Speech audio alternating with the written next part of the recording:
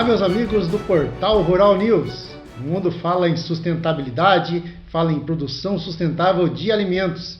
E o Brasil, como o maior produtor mundial de proteína, busca cada vez mais diminuir o impacto ambiental da sua produção agropecuária. E para falarmos de como está a sustentabilidade na produção brasileira, vamos conversar com a doutora Fabiana Vila Alves. Ela é diretora de Produção Sustentável e Irrigação do Ministério da Agricultura. Fabiana trabalha desde o início de sua carreira pesquisando sistemas agropecuários sustentáveis e colaborando com diversos grupos de pesquisas nacionais e internacionais. Foi criadora da iniciativa público-privada Carne Carbono Neutro, com foco na redução e neutralização das emissões de metano nos sistemas produtivos de carne bovina. Olá, Fabiana, seja bem-vinda ao Portal Rural News. Tudo bem com você? Olá, Jair, tudo bem? Um prazer, uma satisfação estar aqui com você, conversando hoje. Prazer é nosso, a gente agradece a sua participação aqui no Portal Rural News. Fabiana, vamos falar aí sobre o teu tema. Você que é a diretora aí de Produção Sustentável e Irrigação do Ministério da Agricultura. Sustentabilidade é a palavra de ordem mundial hoje. Como que estamos nós, os brasileiros, em relação à produção sustentável? Eu costumo dizer que sustentabilidade já é algo que a gente não tem mais opção, né? É algo que é um sine qua non, né? Como a gente costuma dizer. Então veio para ficar, é um caminho sem volta. E hoje tudo que nós fazemos, né, além do agro, né, tem que ser sustentável, porque estamos em um mundo, né, que cresce, temos que nos desenvolver, então temos que crescer também, produzir mais alimentos, mas cuidando também do ambiente onde nós estamos, né? Então sustentabilidade aqui para nós, né, do Ministério e principalmente aqui para a nossa diretoria, é isso. Tem muito a ver com mudanças climáticas, tem muito a ver com aumento de produtividade, com intensificação sustentável. E efetivamente hoje, como que está a produção sustentável hoje nos diversos setores da economia do agronegócio brasileiro, Fabiana? Porque nós temos aí, somos pioneiros na verdade, né? Temos aí a lavoura pecuária, a integração, nós temos aí o programa ABC do governo federal. Como que está na prática hoje o segmento da produção hoje sustentável no Brasil? Jair, como você mesmo comentou, nós somos um exemplo para o mundo, né? Afinal, desde 2010, nós temos uma política pública focada em produção sustentável, que é o Plano ABC. Então, o Plano ABC começou em 2010 com 6 sistemas de produção sustentáveis, focados em mitigação e adaptação, mas quando a gente fala quando a gente leva isso para o campo, né, nós estamos falando em produzir mais utilizando menos recursos naturais, sendo mais eficientes, né? Lembrando que sustentabilidade não é só sustentabilidade ambiental, nós temos a sustentabilidade, a questão, né, o quesito social e o quesito também econômico. Então, desde 2010, o agro brasileiro, tínhamos lá uma meta, né, estabelecida para 35 milhões de hectares, conseguimos 72 milhões de hectares em 2020, com alguma das 6 tecnologias previstas no Plano ABC, e agora até 2030, então nós temos um novo plano chamado de ABC+, então frente aos novos compromissos internacionais que nós temos, frente a esse novo contexto mundial também, né? Então, o consumidor, nós mesmos, né, melhor entendemos o que é a sustentabilidade na prática. Então, o agro, setor agropecuário, todas as cadeias envolvidas, né, todos os tamanhos de propriedade contemplados, e nós, então, com uma meta aí muito ambiciosa de 75 milhões adicionais de hectares com algum tipo de tecnologia, das 8 tecnologias que vem agora nesse novo ABC revisitado.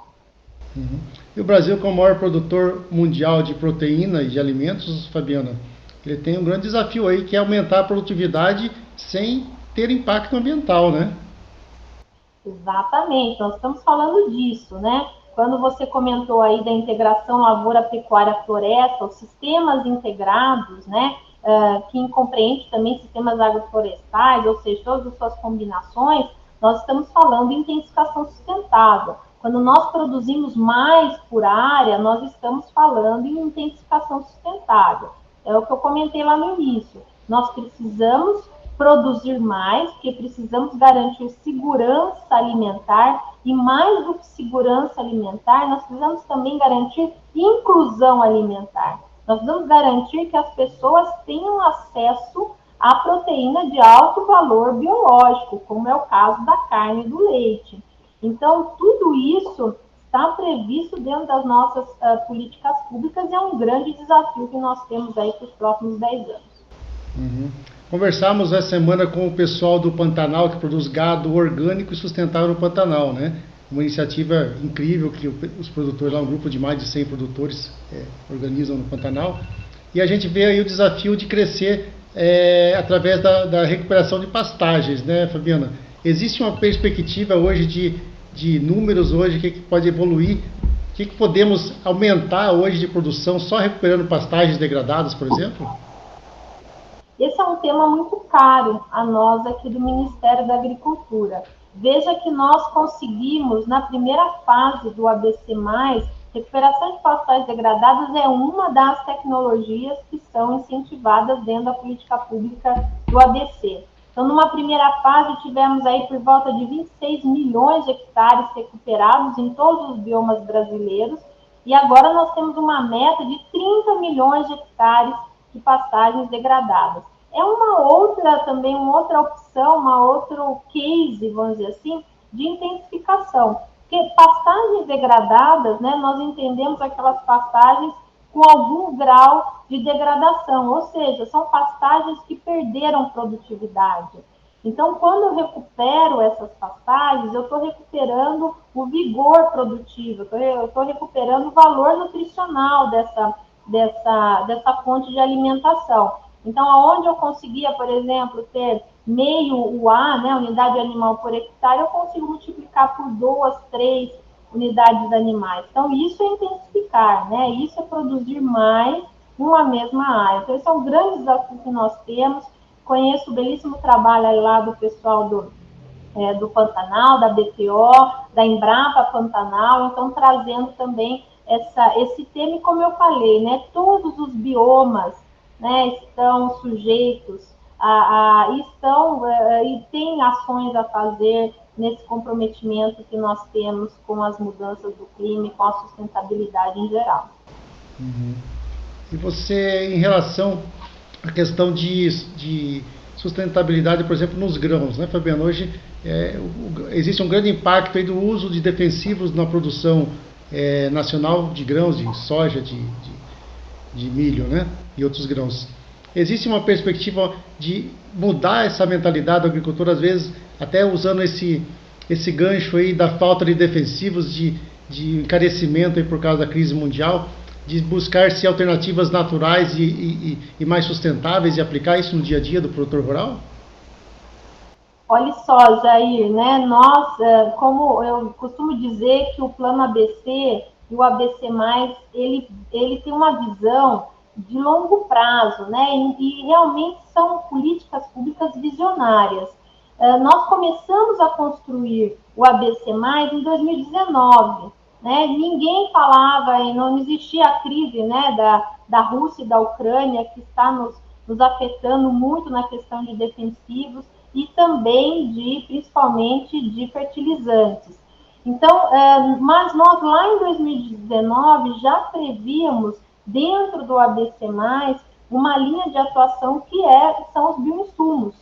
Né? Então, os bioinsumos, na verdade, são dois sistemas, duas tecnologias que estão diretamente ligadas a essa questão e que estão dentro do ABC+. Uma são os bioinsumos e a outra é o sistema plantio direto. Então, quanto mais biodiversidade eu tenho no sistema produtivo, pensando em sistema de produção, e é isso que nós precisamos pensar. Não existe fórmula mágica, não existe pozinho mágico, né? A gente tem que pensar em sistemas de produção que sejam mais resilientes, que sejam mais adaptados à nossa realidade tropical. Então, quando eu falo em bioinsumos, hoje nós temos várias opções, inclusive, mas também temos um programa nacional de bioinsumos, também aqui encabeçado pelo Ministério, pelo MAPA, e nós temos aí diferentes opções para o produtor para que ele faça cada vez mais menos uso de recursos externos, né? Sejam eles químicos ou de outra natureza.